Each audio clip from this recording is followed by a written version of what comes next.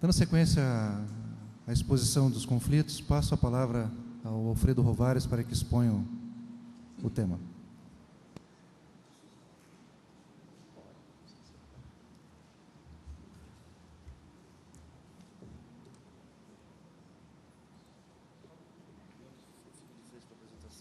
Tu prefere apresentar daqui? Dá de comandar daqui? Sim.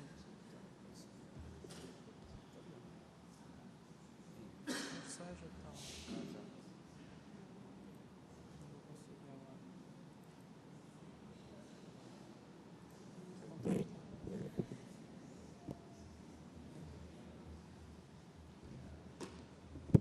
agora. Alô. Inicialmente, boa tarde. Agradecer à SFIGE e meu boa tarde também ao Miqueias, ao Marcondes e ao Adriano, pela oportunidade dada à Receita Estadual para expor o tema sob a ótica do ICMS. Né? Vamos tentar trazer aqui um pouco do que a Secretaria da Fazenda, Secretaria de Estado da Fazenda de Santa Catarina interpreta sobre esse assunto. Industrialização por encomenda. Bom, sabemos que nem todos têm familiaridade com o imposto, o ICMS, portanto, vamos dar uma rápida passagem nele, dizendo que atualmente ele está disposto nessa Lei Complementar Federal 87/96, e aqui trataremos de mercadorias. Né? Existe uma parte do ICMS, que é justamente o S do ICMS, que trata de prestação de serviço, de comunicação e de transportes, e outros serviços não tributados pelo ICMS, ficou essa lacuna. Mas, quando tratamos de industrialização por encomenda, no âmbito do ICMS, tratamos sim de mercadorias. O fato gerador do imposto nas mercadorias é essa operação de circulação de mercadorias. É esse ato de transferir, a maioria dos casos, a propriedade de uma empresa para outra, de uma pessoa para outra. O fato gerador ocorre quando sai a mercadoria, no momento em que ela é disponibilizada. Né? Mesmo que não haja uma saída física, mesmo que não haja um transporte da mercadoria, que é o caso mais comum, né? Quando nós vamos comprar um sapato, nós saímos com o sapato embaixo do braço, na bolsa e tal, então nós estamos... está vendo essa saída física, mas também pode haver essa saída, a mercadoria está estocada e ela é simplesmente transferida, a propriedade de um sujeito de uma pessoa para outra. Então é nesse momento também onde ocorre o fato gerador. E a base de cálculo é o valor da mercadoria. O valor da mercadoria normalmente é um preço que se paga, mas pode não ter, a mercadoria não ter preço, ela pode ter uma base de cálculo prevista em lei, com exemplo, substituição tributária, onde são calculadas com base em margens de lucro. As alíquotas mais comuns, aqui em Santa Catarina, a alíquota interna é 17%, interestaduais 12%, quando é para contribuinte, estabelecido nos estados do Sul e Sudeste, menos Espírito Santo, e demais estados, 7%.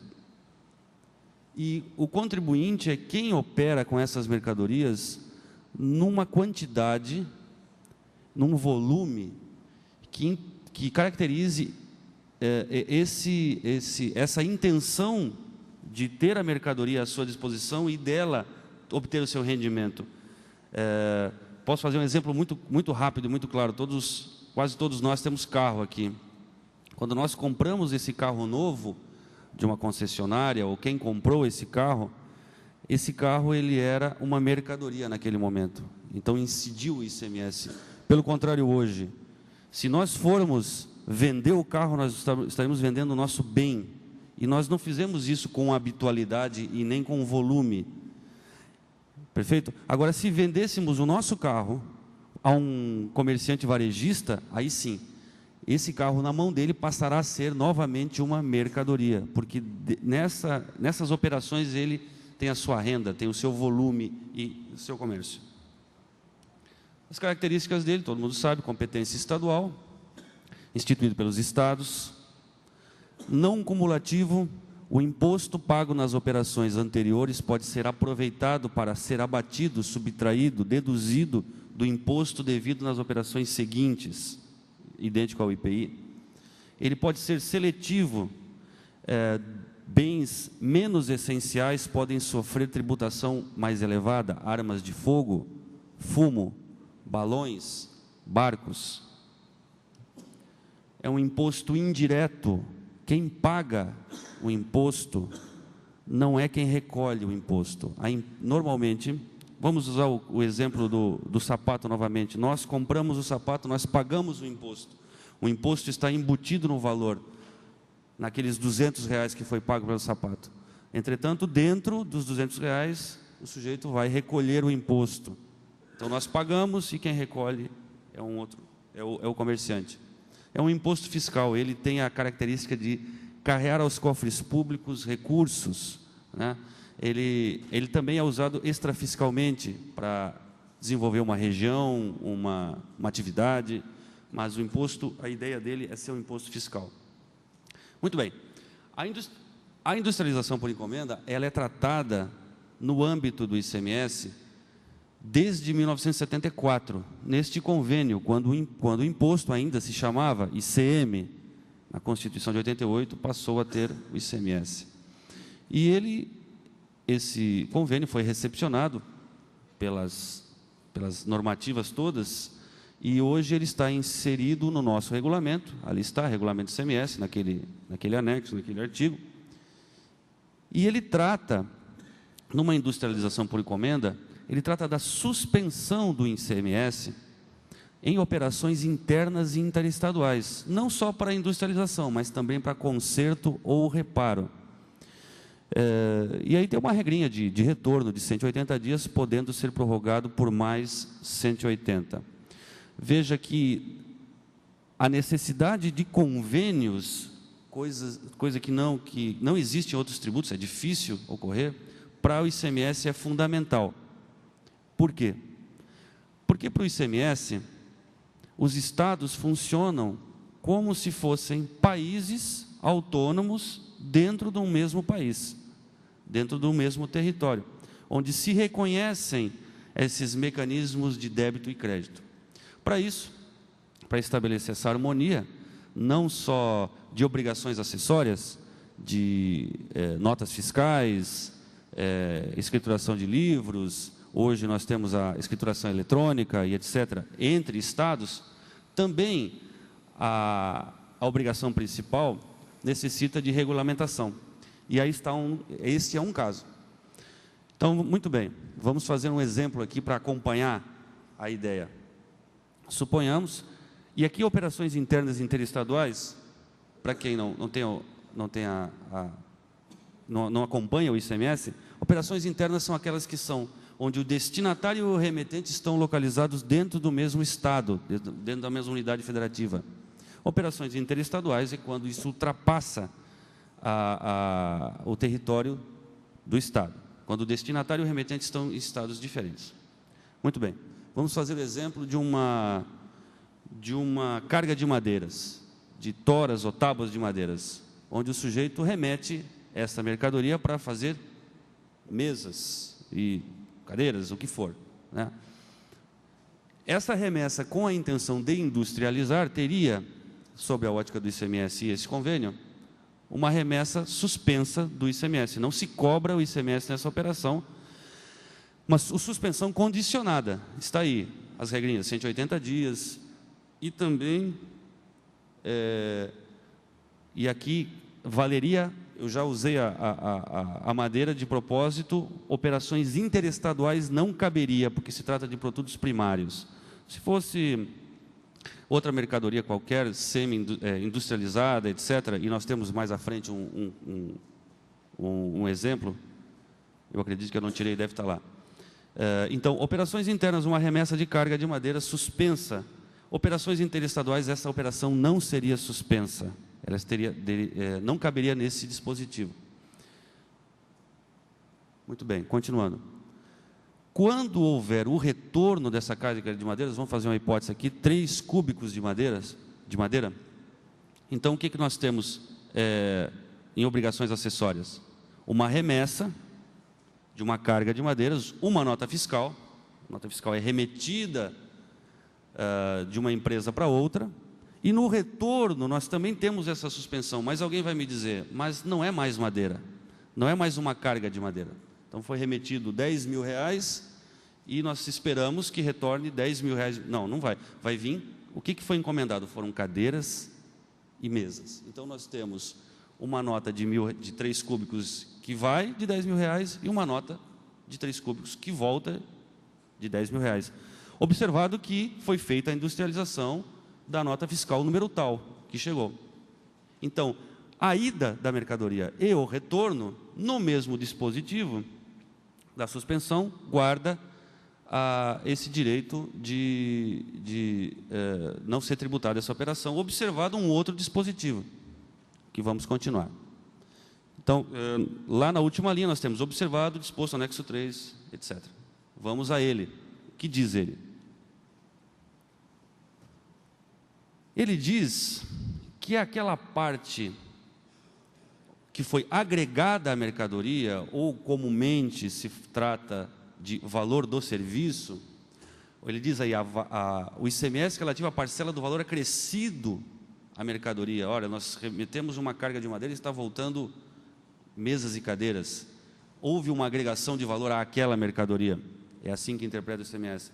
Esta parte, quando se trata de uma operação interna, dentro do Estado, ela não é cobrada. Porque este material, essas mesas e essas cadeiras, elas têm o objetivo inicialmente, de revenda. Ou seja, o sujeito que vai receber, que encomendou as mesas e cadeiras, vai revendê-las, e neste momento será cobrado o ICMS. Não é diferido, cobra-se o imposto, se quem encomendou as mesas e cadeiras fizer isso para consumo, ou for não contribuinte, uma pessoa física, ou uma pessoa jurídica sem inscrição estadual. Então, cobra-se o imposto. Ora, e lá na primeira linha, fica diferida a operação interna. Os estados não têm como dar diferimento em operação interestadual. Né? Essas regras de diferimento sempre se caracterizam, se podem ser feitas em operações internas. Então, na mesma hipótese, remetemos não mais madeira, que a operação interestadual não pode, a gente já viu. Vamos remeter as peças dessa cadeira preta que está aqui na minha frente, para montagem no estado do Paraná, estado próximo aqui. Suponhamos que nós tenhamos aqui todas essas cadeiras, precisamos de montar elas, e lá nós encontramos um bom negócio, a montagem dessas cadeiras. Então, nós remetemos ela, é um produto industrializado, não cai na regra do produto primário. É tributado? Não, é suspenso. Quer dizer, é tributado, mas com suspensão. E o retorno dessa mercadoria também suspenso, operação interestadual por conta do convênio. E a parte do serviço, ou do valor agregado, ou como ele diz aí, do valor acrescido, o que acontece? Nessa operação ele seria tributado, numa operação interestadual. Então, para caracterizar a regra do exceto se a encomenda, né, também na interestadual cabe. Conclusão. Incide o ICMS sobre o valor agregado, ou valor de serviço nas mercadorias recebidas para industrialização, sendo diferido nas operações internas e pago nas operações interestaduais. Esses são os regramentos que estão no regulamento do Estado de Santa Catarina hoje. Manifestou-se ainda a Secretaria da Fazenda, numa consulta esta 1606, sobre um serviço de galvanoplastia, onde ele diz aí que fica caracterizada a industrialização por encomenda, e isso é ICMS, eu reduzi, recortei para caber na tela, mas deixei aí que a incidência de ISS será exclusivamente quando o encomendante for o próprio consumidor, né? Ou seja, não haverá uma nova operação de comercialização, industrialização, ele vai consumir essa mercadoria. E aí está.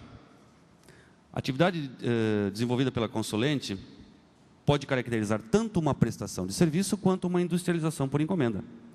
Será prestação de serviço quando o encomendante for o próprio consumidor. Será industrialização para terceiros quando o seu objeto se destine à industrialização ou comercialização até chegar ao consumidor final, ou seja, haverá outras operações. Aqui faltou, essa resposta à consulta é da Copat também, eu só inverti as telas. Também nós temos outras consultas tratando do mesmo tema. Nós temos aquela de 2006, essa de... Opa, errado. Essa de 2007, consulta 41, beneficiamento de algodão. Assim entendido, o processo que transforma o algodão em caroço em algodão em pluma, caracteriza industrialização com direito à suspensão a que refere aquele artigo que tratamos, o artigo 27. Simples Nacional. Agora, recentemente, teve uma observação sobre o Simples Nacional, que justamente esse valor de serviço que não é tributado dos contribuintes normais, aqui diz essa consulta que também não deve ser tributado via tabelas da lei do Simples Nacional, deve ser excluída, segregada da receita bruta. Perfeito?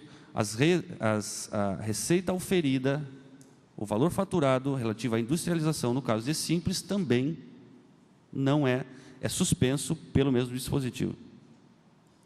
Rapidamente, entendimento de outros estados. Aqui o Espírito Santo foi além, disse que o Decreto-Lei 406/68 tratava de ICMS e ISS. Já a Lei C16 só trata de ISS. Os serviços do item 14 são aqueles prestados com caráter de personalidade a terceiros, não se confundindo com aquela desenvolvida industrialmente por empresas manufatoras, quando não destinados ao consumidor final, ao consumo final. Também é o entendimento de Santa Catarina, nessa linha. São Paulo. Recondicionamento de embalagem não se insere no campo de incidentes do ISS, porque ainda não se completou o ciclo de circulação da mercadoria, tambor. Ou seja, a consulente não presta um serviço para o usuário final, e sim realiza uma industrialização por conta de terceiros. Esse caso aqui, eu acho que eu creio que é a minha última tela, sim. Esse caso o sujeito ele recebe materiais químicos, quaisquer em tambores, e esses tambores eles são danificados no transporte, ou furados, ou no momento em que ele usa essa matéria-prima, então ele precisa industrializar algum desses tambores. Ele remete, esses tambores depois vão ser utilizados na embalagem das matérias-primas do produto dele. Ou seja, tambores recebidos, embalagens recebidas, ele vai mandar a terceiros para que dê a ela a condição de embalar novamente outras mercadorias, e para que ela continue no ciclo produtivo, ou seja, sejam embalagens das revendas dele. E aí foi dito, isso tudo está nessa consulta, e aí foi dito que como ele não é um usuário final, ele vai continuar o ciclo produtivo, o Estado de São Paulo entendeu que incide aí o ICMS paulista, né? E também é a mesma ideia do fisco catarinense. Muito bem. Foi solicitado para nós o entendimento do fisco estadual, está, né? E ainda consoante com outros fiscos de outros estados também na mesma linha. Deixamos aqui de trazer decisões da Justiça, porque aí está fora do Executivo, está fora da nossa alçada, isso quem vai discutir é a Procuradoria do Estado e etc. Então, o entendimento do fisco estadual de Santa Catarina é este. Obrigado.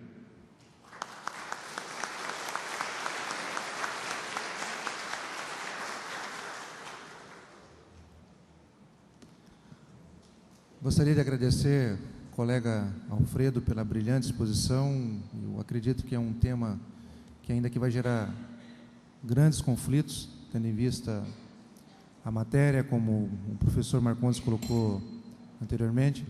Enquanto não vir uma lei complementar dirimindo esses conflitos, dificilmente a gente vai cessar. Uma vez que nós pensamos que ele está se pacificando pela jurisprudência, na sequência essa matéria retoma sob uma outra ótica, e aí eis a beleza do direito tributário. Para a maioria de nós que estamos aqui sentados, ou como operadores diretos, ou como pessoas que sofrem a influência e os reflexos dessa importante máquina chamada Estado.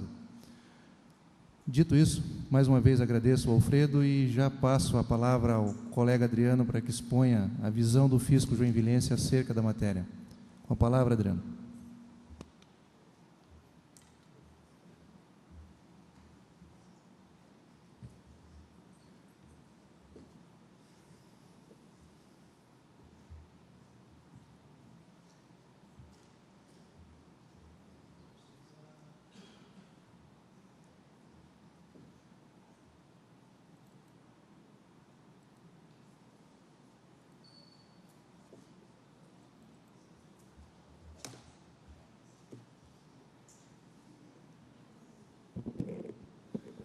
Boa tarde, senhores. Gostaria de cumprimentar o presidente da mesa, o colega fiscal, presidente da Associação de Fiscais de Tributos do município de Joinville, Miquel Borges de Jesus. Quero também cumprimentar os colegas da Receita Estadual e da Receita Federal, Alfredo Rovares e Marcondes Witt. Quero cumprimentar também a presença dos colegas fiscais, auditores da Receita, do Estado, do município, dos diversos municípios que se fazem presente. Agradecemos a presença, que só veio a brilhantar o evento. Que com certeza não foi fácil que acontecesse, mas a presença de vocês nos orgulha e nos dá certeza do sucesso do evento. Cumprimento também aos demais presentes, acadêmicos, espero que tirem lições aqui do evento. Me foi incumbido aqui, quase que imposto, pelo colega Miqueza, a honra de falar sobre a industrialização por encomenda sobre a ótica do fisco municipal. Então, para isso, eu fiz aqui um breve resumo, de repente tentando ser um pouco mais didático possível para os senhores. Espero que eu consiga fazê-los entender da visão do fisco em relação ao tema. Ok? Já foi abordado, inclusive, pela uma das transparências do colega Marcondes, uma decisão do STJ. Vou introduzir o tema falando rapidamente, então, só reforçando a natureza jurídica dos impostos envolvidos aqui, o IPI, o ICMS e o ISS. Né? Então, temos como a natureza jurídica do ICMS a circulação de mercadoria em que você tem uma obrigação de dar. Né? Então, como disse o colega Rovarez, essa circulação de mercadoria não precisa necessariamente ser efetiva, né? Ela pode ser uma circulação de direito, mas, no nosso entender, essa circulação se dá também, ou tem que haver a transferência da titularidade para um terceiro interessado em adquirir esse produto. O IPI não é diferente, também consiste numa obrigação de dar, mas com o viés de que esse dar tem que ser de um produto industrializado. Esse é o diferencial em relação ao ISS na essência. Por sua vez, o ISS tem como uma obrigação de fazer, né? Que deve ser interpretada à luz do direito, segundo o STF. Então, eu trago aqui um conceito de Silvio Rodrigues, para quem para ele a obrigação de fazer, então, é aquela em que o devedor se vincula a determinado comportamento consistente em prática de um ato ou realizar uma tarefa, de onde decorre uma vantagem para o credor.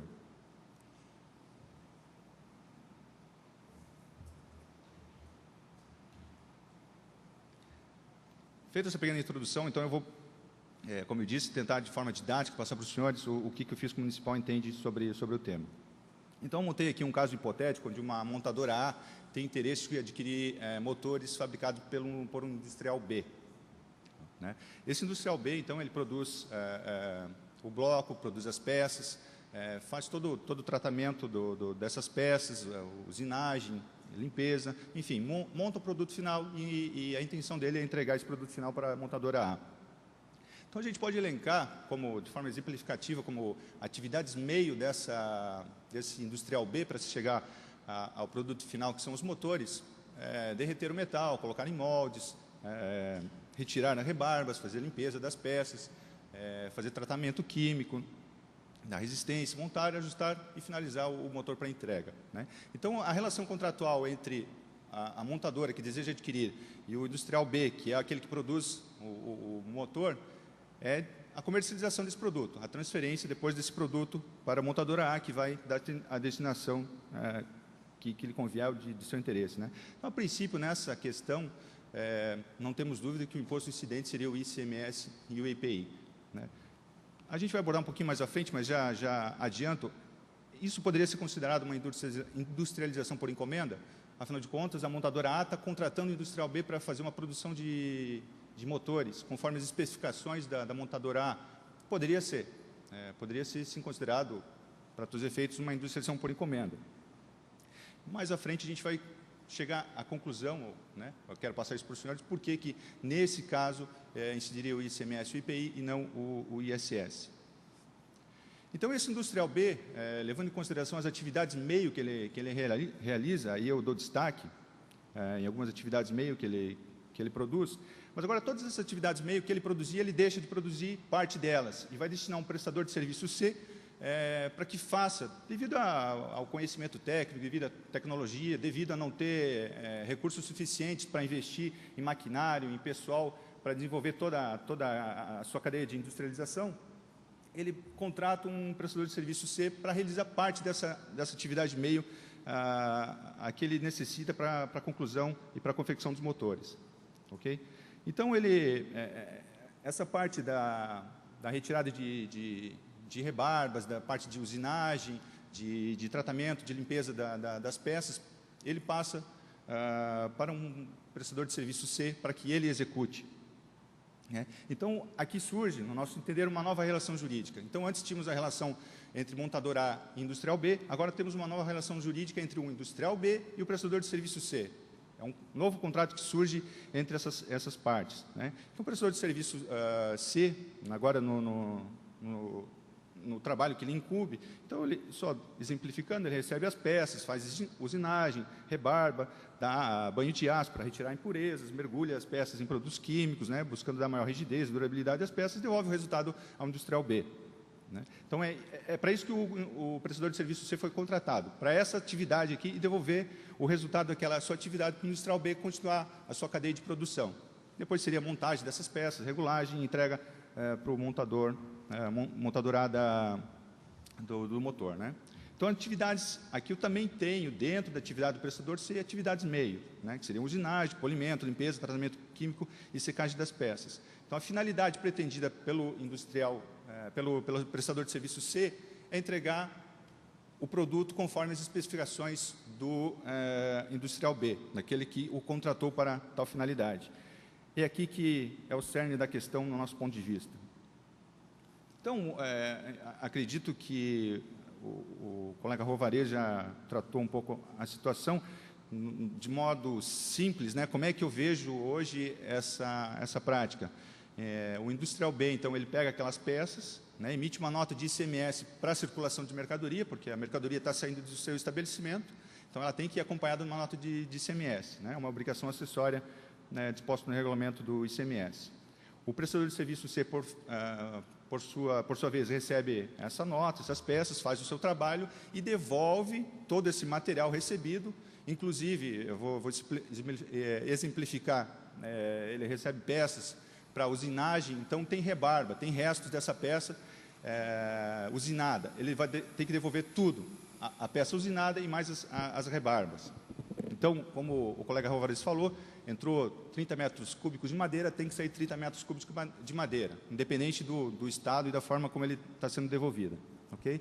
E, no nosso entender, aquele valor agregado que o colega Rovarez mencionou, ele também é emitido via nota fiscal de ICMS, para cobrar o que muitas vezes, isso é fato concreto, né, a gente já vivenciou na prática, inclusive a nota fiscal diz expressamente que está sendo cobrado sobre a mão de obra aplicada naquele processo de industrialização, né, a ver com um código específico para que não haja incidência do ICMS.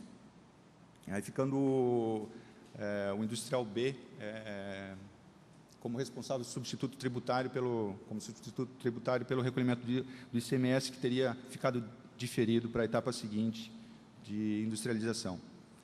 Dentro desse contexto, desses exemplos, eu suscito aqui 3 situações em que, normalmente, a doutrina e a jurisprudência se embasam para atribuir a um ou a outro a incidência do imposto. Então, primeiro, um primeiro argumento seria de que a operação, como a operação que o industrial B destina a peça para o prestador de serviço C, ela tem o ICMS suspenso, que não poderia incidir o ISS. Afinal de contas, né, essa situação já estaria sujeita ao imposto imposto de circulação de mercadorias, e essa operação estaria toda suspensa, então não poderia incidir o imposto sobre serviços.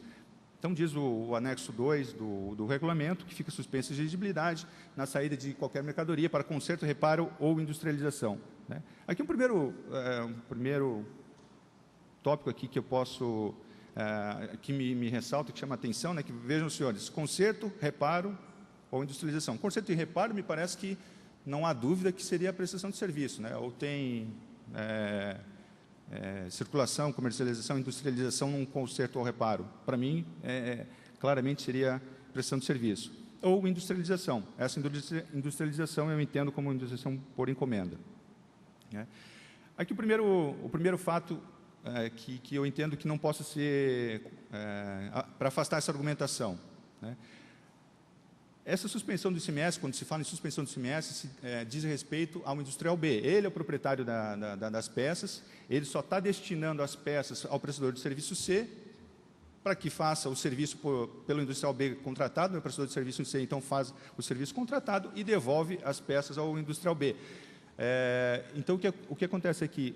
É suspenso a exigibilidade do ICMS porque não há intenção do industrial B transferir a propriedade dessa mercadoria. Ele só quer que execute parte do serviço que ele teria que fazer na sua indústria para um terceiro, para que ele faça e retorne as peças para a sua indústria para finalizar a construção dos motores.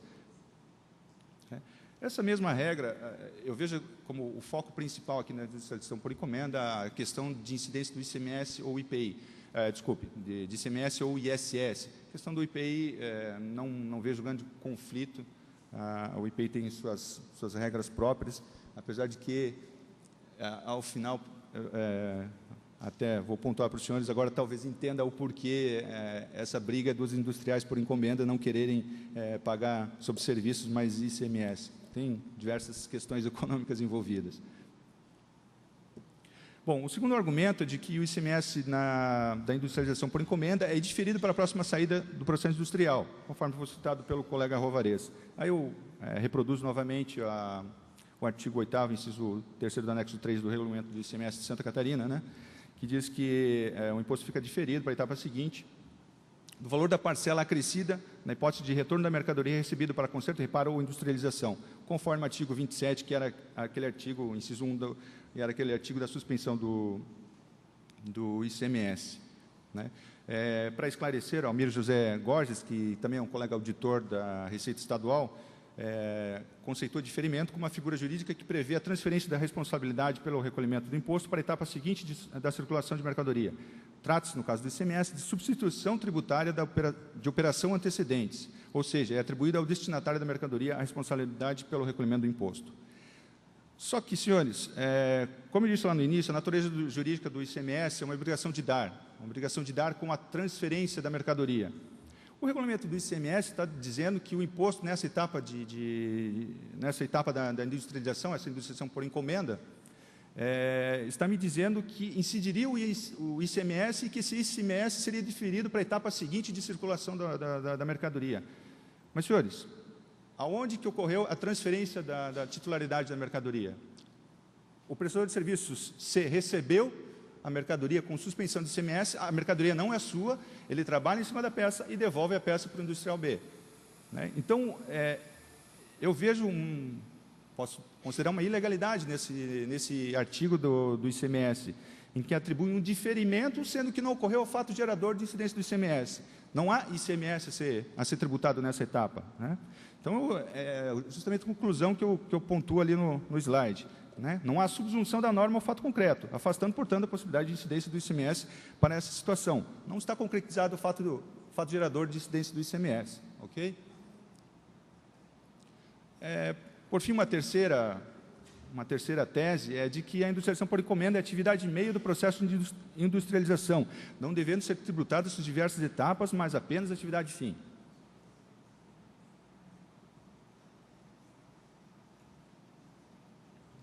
Ali eu exponho para os senhores um conceito do STJ do que seria a industrialização por encomenda, que nada mais é do que uma operação de acabamento, atividade meio para a obtenção de uma nova mercadoria ou para aperfeiçoamento de produtos destinados à posterior etapa de industrialização ou comercialização. Como coloco ali, essa assertiva é parcialmente verdadeira. Por quê? Naquele contrato inicial, lá, naquele exemplo inicial que eu dei lá, entre montadora A e industrial B, a partir do momento que o industrial B faz toda a etapa de industrialização e entrega o motor ao final para o montador A, todas essas atividades meio desenvolvidas pelo industrial B, ele mesmo está realizando.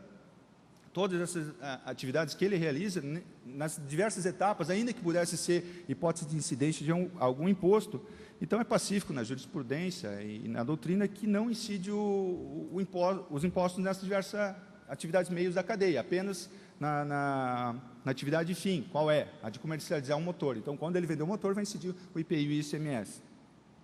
Por sua vez, e aí volto ao exemplo, por sua vez, quando o industrial B estabelece uma nova relação jurídica, um novo contrato com o prestador de serviço C, né? Então você tem intacta a relação entre A e B, montadora e industrial, você mantém intacta, mas agora você tem uma outra relação jurídica entre o industrial B e o prestador de serviço C, né? Quando, então, parte daquela atividade meio é exercida por um terceiro, essa assertiva deixa de ser verdade, né? Então, a atividade meio, quando realizada pelo mesmo industrial, concordamos em que não há incidência do ISS. Agora, quando há uma nova relação jurídica em que um prestador de serviço C irá fazer parte dessa atividade meio, essa assertiva não é verdadeira, né? O que interessa para o prestador de serviço C nessa relação? É entregar o produto conforme contratado pelo industrial B. O industrial B, eu quero que você faça usinagem desse tipo, dessa forma, com essas especificações, e eu quero que você faça esse tratamento químico, porque eu preciso desse tipo de rigidez para a peça, para montar o meu produto. Então, o prestador de serviço C faz, conforme as suas especificações, uma parcela daquela atividade meio. Só que o prestador de serviço C, surge ali um fato jurídico tributável, que aí a gente entende que seria a hipótese de incidência do imposto correspondente ou do ISS, no caso do exemplo dado aos senhores.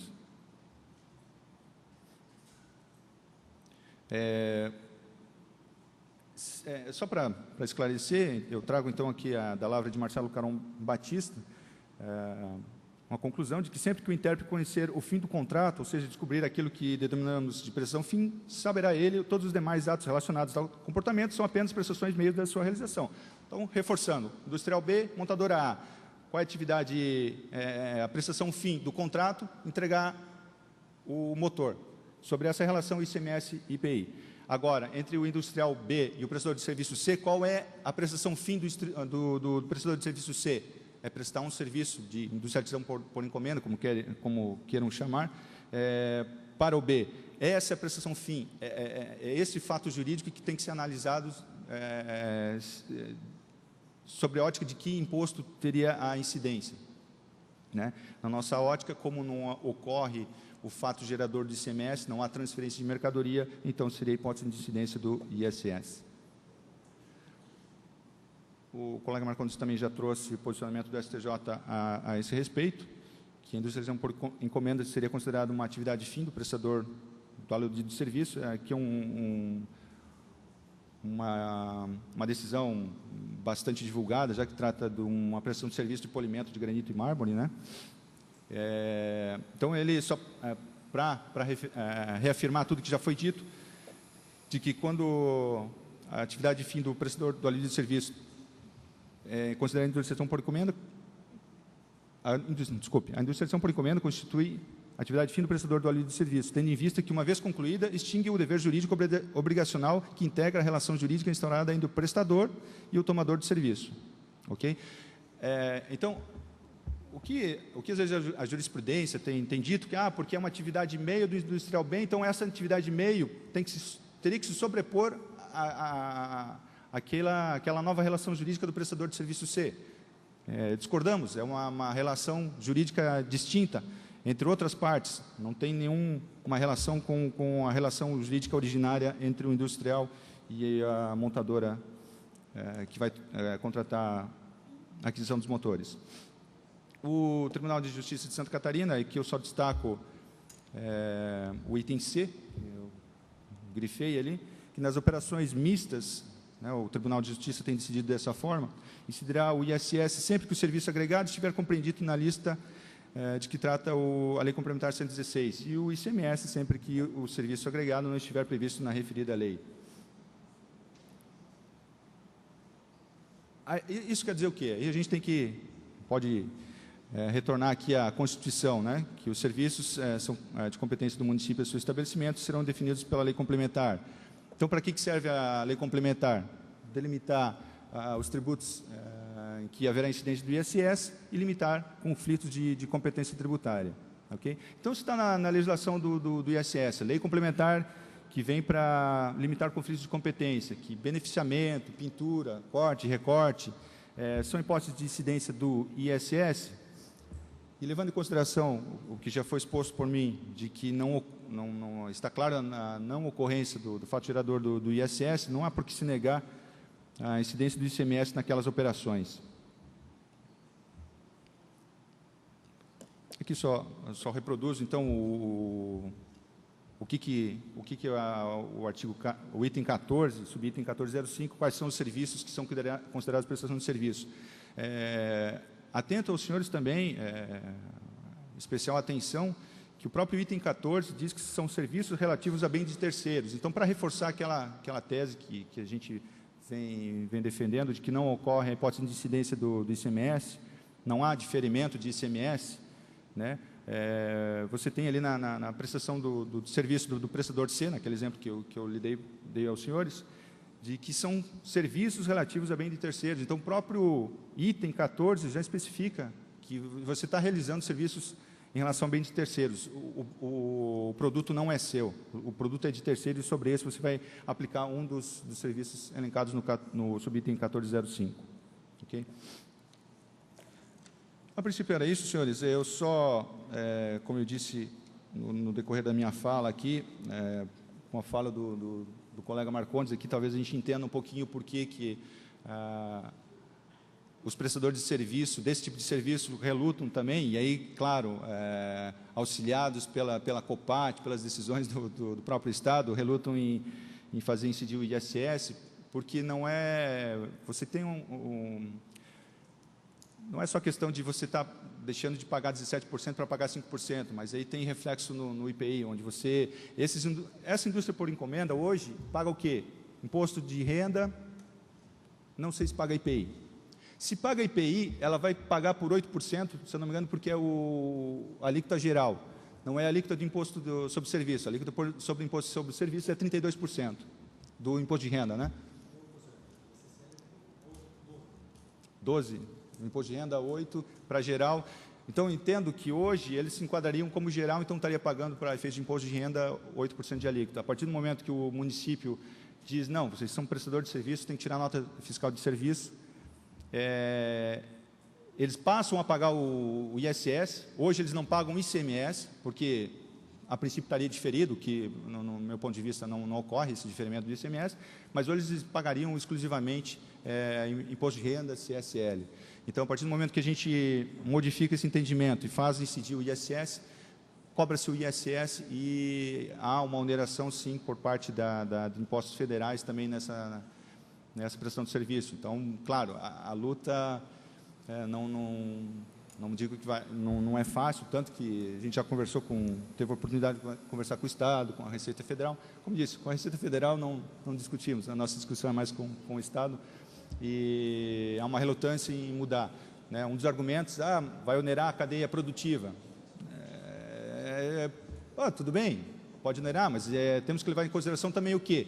Se o industrial executasse todo o serviço, incidiria sobre todo o serviço ICMS e IPI ao final da cadeia. Ele transfere para terceiro, esse terceiro não está sendo onerado com ICMS nem ISS, esse industrial B não está sendo onerado com impostos trabalhistas, impostos administrativos, né, custos administrativos, custos de manutenção de maquinários, investimentos em tecnologia. Ele está destinando tudo isso para terceiro. Esse terceiro que fica responsável pela mão de obra, por maquinários, por investimento em conhecimento, em tecnologia, né? Então, esses custos, teria que, um contador talvez saiba calcular isso na ponta do lápis, mas haveria sua certa compensação, né? E, infelizmente, se houver algum resíduo, claro, é um custo a mais na cadeia produtiva, né? Mas, diante da legislação que a gente tem, diante do fato geradores, dos impostos, né? Diante do princípio da estrita legalidade, é o que a gente tem hoje na legislação, e a gente entende que ela deveria ser cumprida conforme entendemos, conforme o melhor entendimento da doutrina de jurisprudência, né? Tem outros tópicos aqui a serem abordados, indústria gráfica, mas isso é um outro tema aí, que eu deixo, de repente, para os senhores aí nas questões, para a gente debater um pouco mais sobre o assunto. Era isso. Obrigado pela atenção.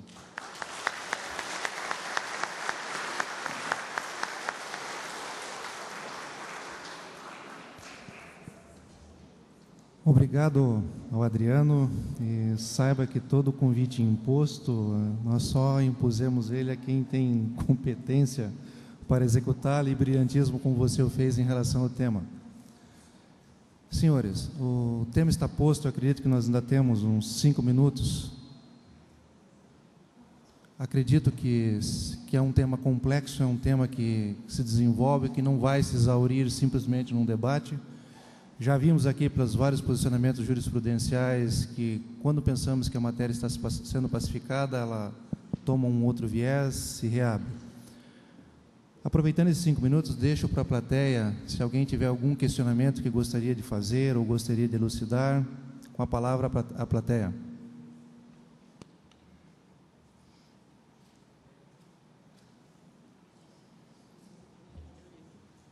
Eunice Brochir, de Porto Alegre. Eu estava comentando com a colega aqui que eu vejo a diferença, nós vemos aqui a diferença da relação entre o A e o B e o C, seria o fornecimento do material do B para o C, que não é o caso do A para o B. Por que os tribunais não conseguem pacificar nesse sentido?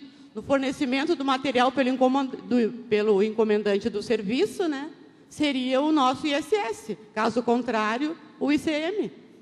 Porque no segundo caso, como disse ali o colega aqui do município, não há transferência da titularidade do material. Então, o material que foi fornecido é do encomendante.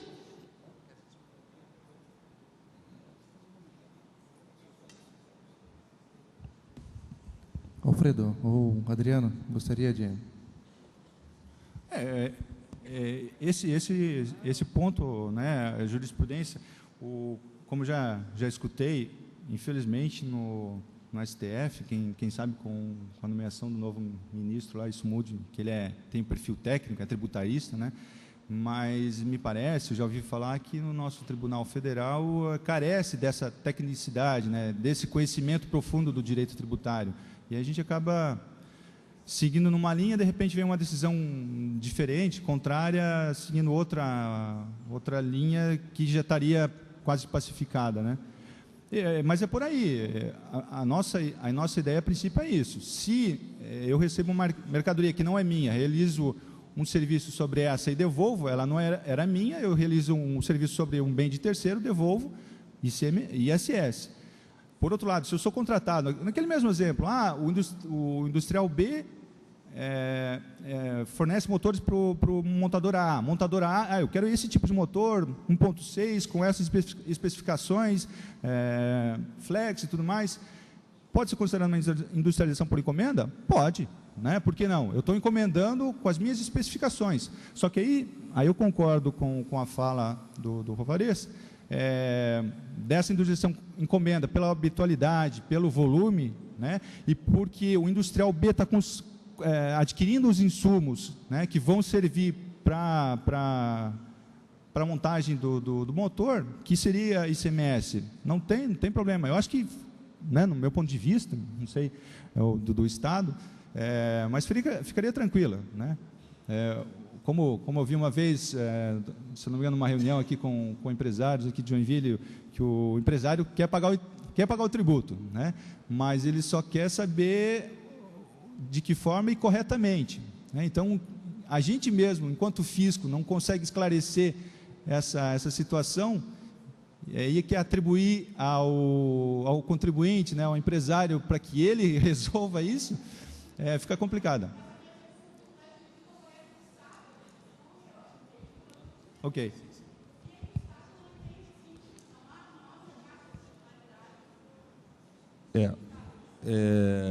A gente fez a exposição aí atrás, né, de que a legislação posta é essa. O Estado entende assim, desse jeito, fornecendo a mercadoria, nesse caso, a mercadoria do motor, né, que foi encomendado, ele está sendo colocado à disposição lá do prestador C, não é isso? E o prestador C vai fazer a sua prestação de serviço, etc. O Estado entende que isso é uma agregação de valor à mercadoria, certo? Aquela expressão utilizada na legislação, que o colega Adriano colocou ali no artigo 8º, o valor acrescido à mercadoria, né?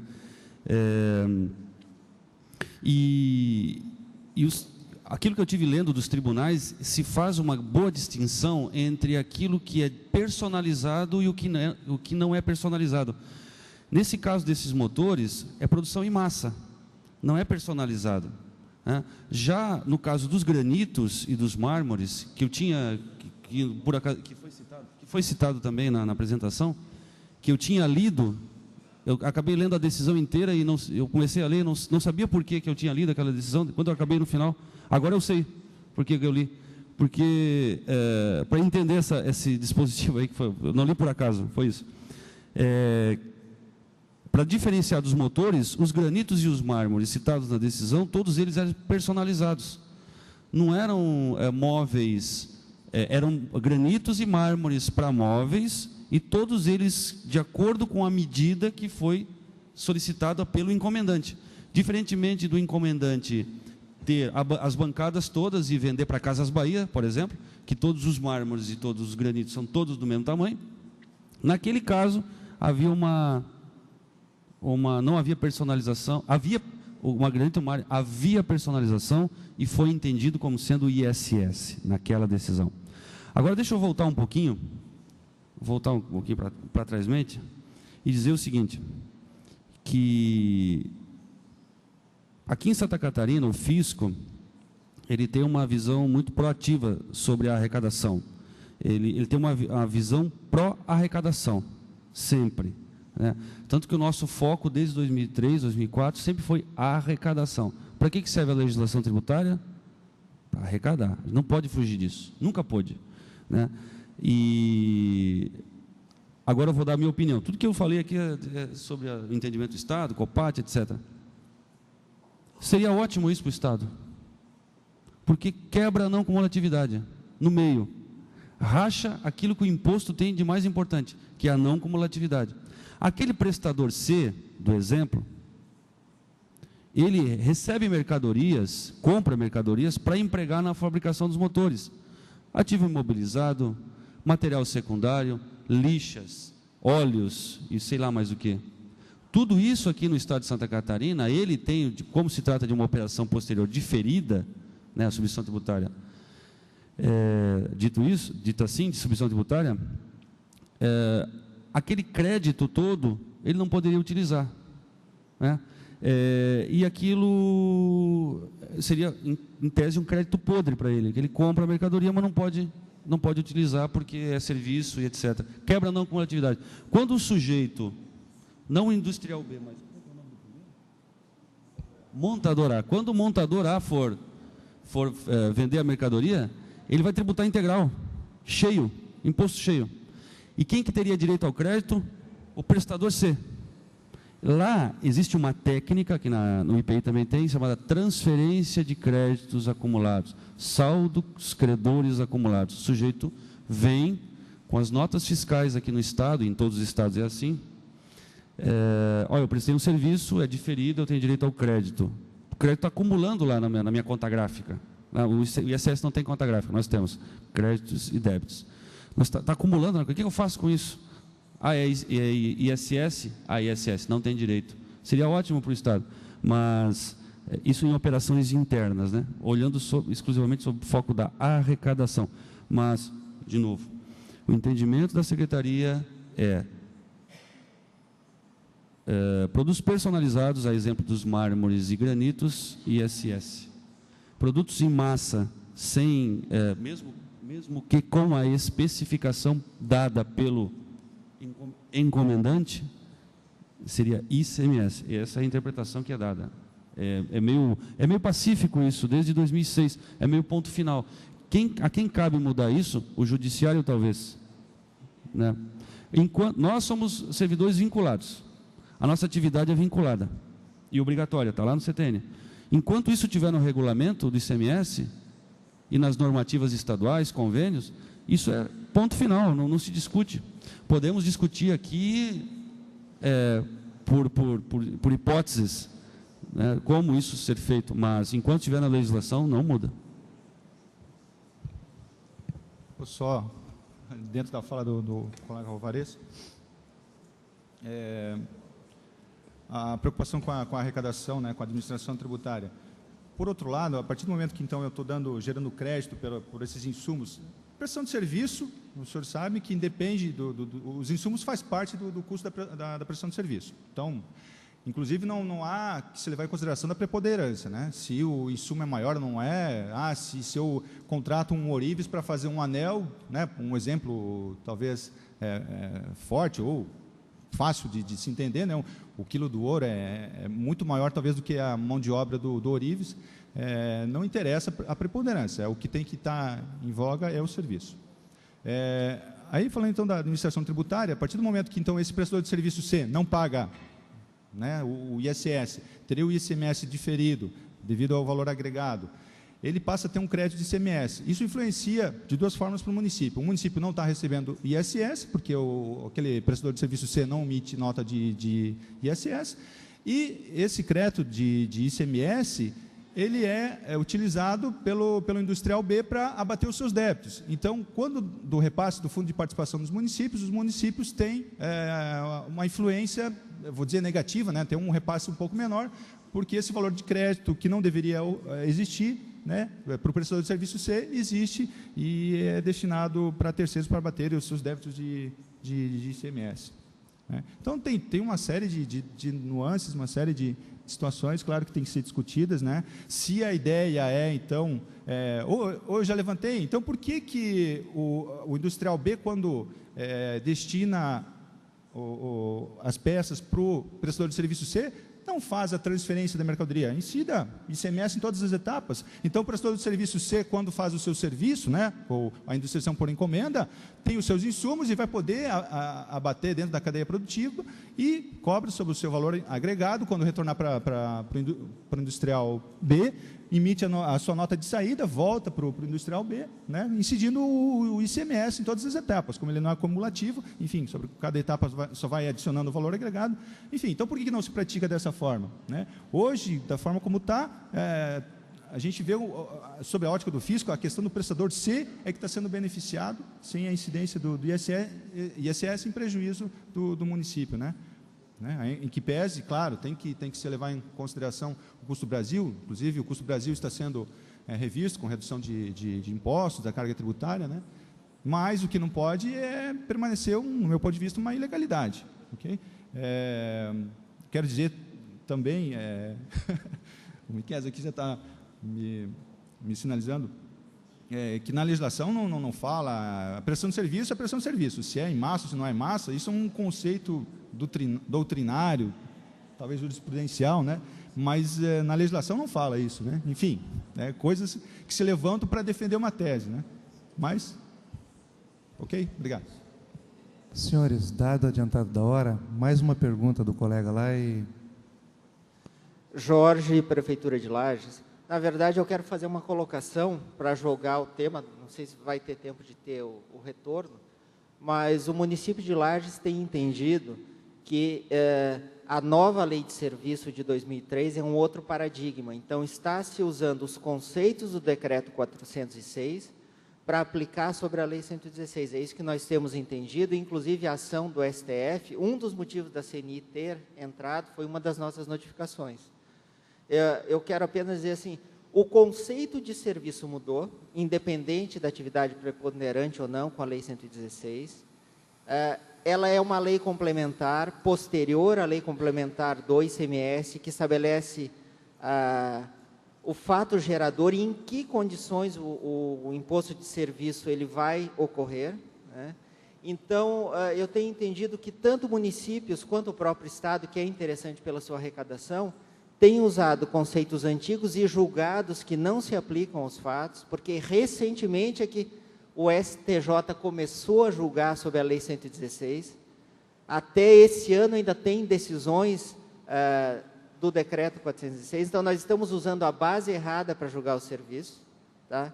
E, justamente, o que está no STF é a questão da industrialização por encomenda de embalagem, quando ela é personalizada. Tem N situações na lista de serviço, não só o 1405, que tratam de serviços antes tratados pelo ICMS, confecção de placas, uma série de outras situações que, meramente estando na lista de serviço, é tributado pelo ISS. O que acontece é que a CNI está alegando justamente a questão da cadeia produtiva e talvez o STJ tenha uma solução para sanar esse problema, que seria a quebra da cadeia produtiva. Mas o nosso entendimento até hoje é que, pela legislação aplicável, temos que cobrar o ISS, porque não se trata de interpretação, é letra da lei. Então, se uma lei complementar posterior, específica, definiu como serviço, nós temos aplicado. Então, eu só gostaria de colocar isso, talvez para aprofundar a discussão em outro momento, mas os conceitos velhos, eles não servem para a lei nova, e isso está sendo esquecido de se colocar. O fato de que a lei anterior falava em processo produtivo, a lei nova não fala. Então, tem vários conceitos que está se pegando julgados e lei velha que são impraticáveis para a lei nova. Era isso que eu gostaria de dizer. Obrigado, colega.